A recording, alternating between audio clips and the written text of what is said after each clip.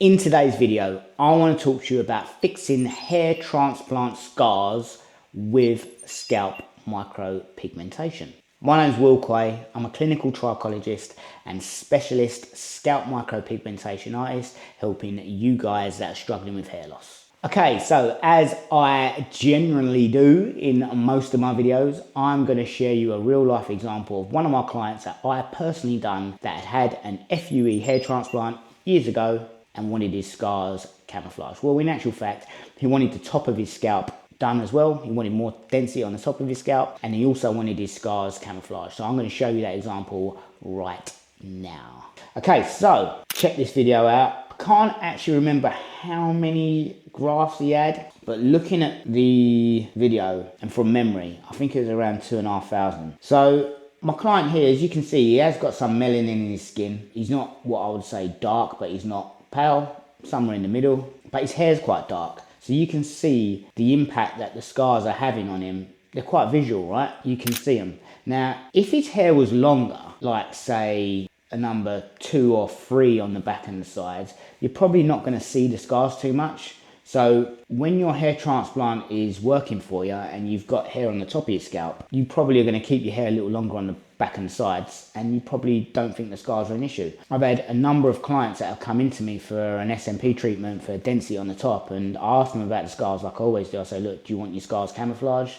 And they go, no, you know, I haven't got any scars. Trust me, there's always scars. Whether you can see them or you can't is another question, but there's always scars. Now, if you decide to shave your hair down and want to rock the buzz cut look, you're going to have to shave your hair everywhere, including the back and the sides, and that's when you're going to see the scars. But fear not, there is a solution. So going back to my client, you can see this one it almost like lights my eyes up a little bit because I know that I can help him. Now, because of the shade of his hair, we never like go super dark on the scars, right? So we're always aiming for a 50% improvement to your current situation. We want to just take your eye off it. We want to like try and discolor that scarring scalp color. But because he's got quite a lot of hair around the scars, I'm looking at this thinking, let me at it.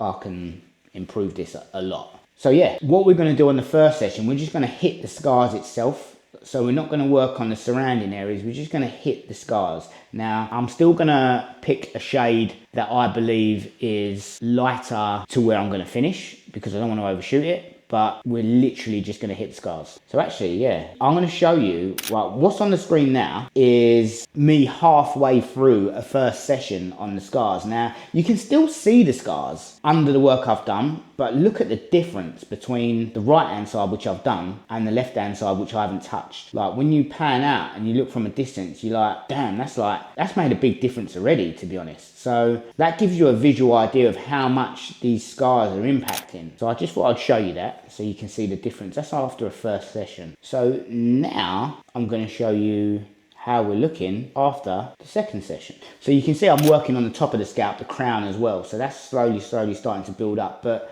as you look, this is the second session. I don't know if you can pick that up on the camera there, but you're not really seeing the scars now. Like from a distance, it just looks normal. That's after a second session. So we're getting closer now. So again, it's just building up. After the second session, depending on how the first session healed. Now, because I went light on the shade choice on the first session, we might need to hit them areas again, or we might need to increase the density on the actual scars itself. But if it's all gone to plan and it's all held, I can hit a little bit of the scars and start to blend out into the natural hair. And that's what you're seeing now. Because I blended out into the natural hair, you're starting to see the scars disappear.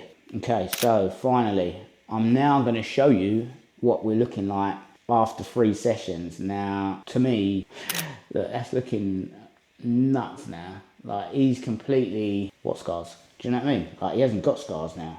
They're gone. So, scalp micropigmentation it is literally a match made in heaven when it comes to hair transplants and SMP. If you've had a hair transplant and you want to get your scars, you're not even bothered about the top of your scalp, or you've had your hair transplant and it's very successful, and when I'm saying this, I'm picturing a certain guy in my head that has had a hair transplant and he has come to us for SMP on his scars because he just wants a skin fade on the side or shorter hair on the side, get your scars camouflaged, man. Because like, look, the results are wicked. Wicked. Yeah, so all I will say though is if you're considering getting your scars camouflaged with SMP, it's going to camouflage the best when your hair on the back and the sides are at a buzz cut level. That's when you're going to get the best results when it comes to camouflage. If you grow your hair out a little bit, you're going to start to see, you know, at that sort of stage between buzz and complete full hair on the sides. You know, if you're going to have it a little bit longer on the sides, like a number 1, going to a number 1, 1.5, 2, you're going to see the scars a little bit. Like as soon as it buzz cuts down and you've got like not a lot of depth on the scars in comparison to the hair, that's when you get the best result. So that's why we always say expect a 50% improvement. We're always trying to control expectations. We're not miracle workers, but we do get really good results. So this is not a sales pitch, but if you've had a transplant and these scars are bothering you, please know that there is a solution, there is a cure. We can help you. So just consider it. Just find this video, if you find this video helpful, or someone you know that's had a hair transplant, has got them unsightly scars that they want to get rid of, send them this video. At least they'll get a little bit of information of what's achievable and what's not, and just consider it and do your research. Definitely always do your own research. Don't just take my word for it. Check it out. Go on forums, see if SMP does work for hair transplant scars. I'm telling you it does, but who am I, you know? So do your own research. I hope this video helps. Any comments, any questions when it comes to hair transplants with scalp micropigmentation or hair transplant scars with scalp micropigmentation as a solution to camouflage your scars, please drop them in the comments below. All of our details can be found on www.scalpnation.co.uk. See you on the next one.